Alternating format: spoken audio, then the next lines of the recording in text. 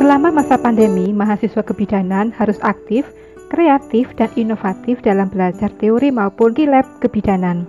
Salah satu contoh pada video ini yang menunjukkan bahwa seorang mahasiswa kebidanan harus bisa mampu untuk latihan praktek klinik kebidanan dengan menggunakan alat seadanya dan dengan keterbatasan media dan alat. Assalamualaikum warahmatullahi wabarakatuh. Berjumpa kembali dengan saya, Era Nurrohim.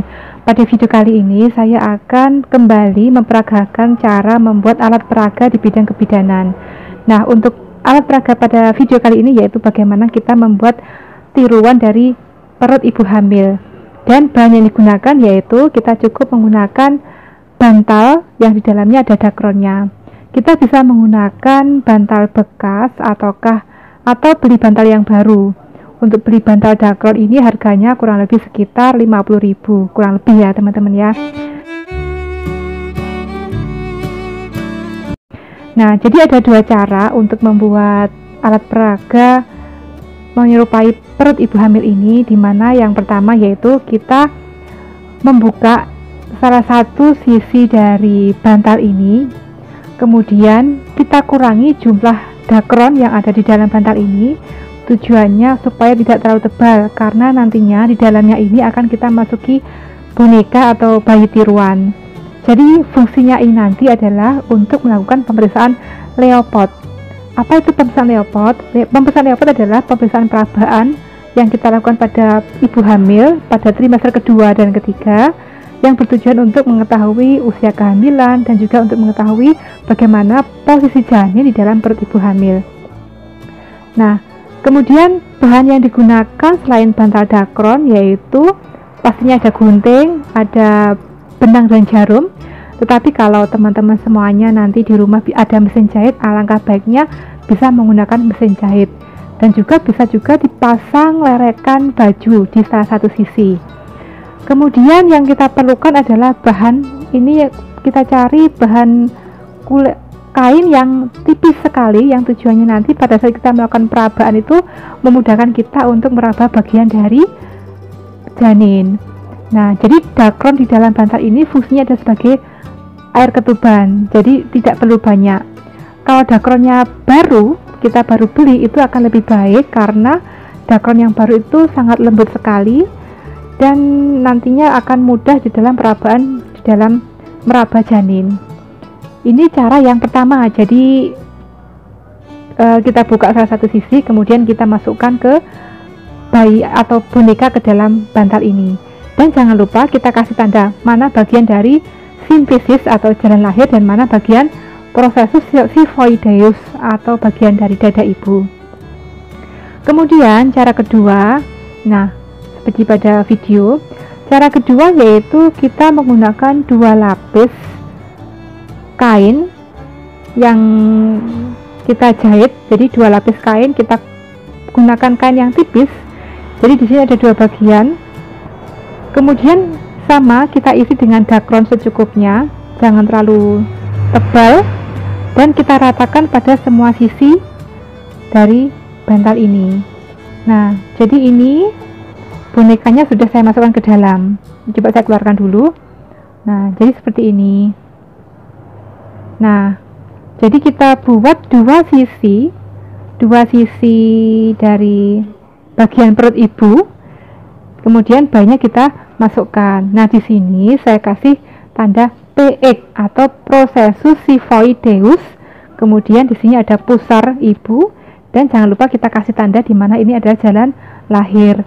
Kenapa saya buat dua bentuk ini? Karena dari model yang pertama ini itu karena dakron itu kan berterbangan ya teman-teman semua, jadi kurang begitu efisien, kurang begitu praktis, takutnya masuk ke nafas kita. Jadi pada saat kita membuat atau memasukkan dakron, sebaiknya kita menggunakan masker karena takutnya nanti kehirup oleh kita bagian-bagian kecil dari dakron.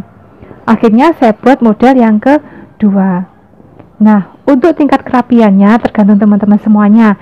Jadi ini saya kurang begitu rapi karena saya menggunakan jarum dan benang, dan karena ini juga bantal bekas, jadi warnanya tidak begitu bagus ya. Jadi inilah dua cara di dalam menggunakan atau dua cara dalam membuat alat peraga Leopard pada ibu hamil.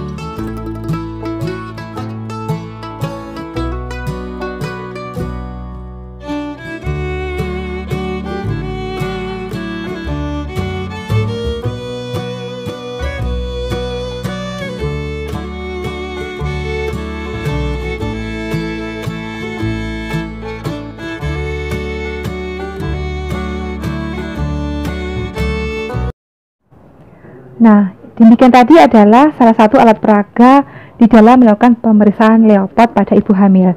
Alat peraga ini nanti juga bisa berfungsi pada saat kita melakukan latihan pertolongan persalinan, karena pada saat kala 3, yaitu setelah bayi lahir, maka kita perlu mengecek bagaimana kondisi perut ibu, apakah ada bayi kedua atau tidak. Nah, di sini saya juga telah membuat bentuk uterus yang kecil, di mana uterus ini nanti juga saya kasihkan tunjuk ke teman-teman cara membuatnya. Jadi ini adalah seolah-olah uterus yang sudah keluar bayinya. Nah, pada saat nanti kita melakukan atau latihan APN 60 langkah, jika bayinya sudah lahir, maka ini kita masukkan ke dalam perut tiruan ini. Nah, kemudian kita paskan di bagian jalan lahir. Nah, pada saat sebelum kita menyuntikkan oksitosin pada ibu nifas atau ibu yang telah bersalin dan telah melahirkan anaknya, maka kita cek apakah ada bayi kedua. Nah, di sini nanti akan membedakan. Sebentar saya keluarkan dulu, ini ada contoh kepala bayinya. Nah, bentuknya kan akan semakin kecil. Nah, pada saat pertolongan persalinan pada kala 3 setelah bayi lahir, maka normalnya tinggi fundus uteri itu kalau bayinya hanya 1 itu adalah setinggi pusat. Ini adalah pusat dari ibu. Nah, pada kala 3 maka kita cek adakah bayi kedua. Nah, maka ini sangat berfungsi sekali sehingga akan menunjukkan bagaimana rasanya atau sensasi pada saat kita meraba perut ibu bersalin yang setelah janinnya telah dilahirkan. Nah, karena berbeda sekali pada saat bayi atau janin masih dalam rahim. Kalau jika pada kala 3 ditemukan masih ada bayi kedua, maka TFU-nya tidak setinggi pusat, tetapi akan melebihi setinggi pusat. Nah, jadi ini nanti bisa berfungsi untuk 2 praktek atau 2 latihan. Pada yang pertama pada pemeriksaan Leopard, yang kedua pada saat proses pertolongan persalinan, dan untuk yang uterus kecil ini juga bisa nanti pada saat kita melakukan praktek kompresi bimanual interna, di mana ini adalah serviksnya, ini adalah fundusnya, di mana KBI yaitu kita melakukan penekanan intra, kita masuk ke dalam jalan lahir menuju ke porsio bagian anterior, kemudian kita lakukan penekanan. Jadi ini ada fungsinya. Nah, jadi untuk teman-teman mahasiswa kebidanan, teruslah berkreasi atau teruslah mencari, harus bisa membuat alat peraga di rumah sendiri, karena kita tahu pada masa pandemi ini pastinya ada keterbatasan kita di dalam melakukan praktek di laboratorium. Maka dari itu alangkah baiknya jika memiliki alat peraga sendiri, sehingga teman-teman semuanya, mbak-mbak calon bidan itu bisa melakukan latihan di rumah. Dan untuk alat-alat medis seperti partu set, heading set, mbak-mbak semuanya bisa beli secara mandiri. Tetapi untuk alat peraganya, pantumnya, sebaiknya silahkan membuat sendiri dan berkreasi sebaik mungkin, sekreatif mungkin, dan menggunakan bahan seadanya yang ada di rumah. Dan untuk mungkin pesan untuk ibu-ibu dosen kebidanan, mungkin bisa memberikan tugas kepada untuk mahasiswanya untuk membuat kreativitas di dalam membuat alat peraga di bidang kebidanan, apapun itu bentuknya. Silakan berkreasi sebaik mungkin sehingga nantinya sangat bermanfaat sekali untuk menggali kreativitas mahasiswanya.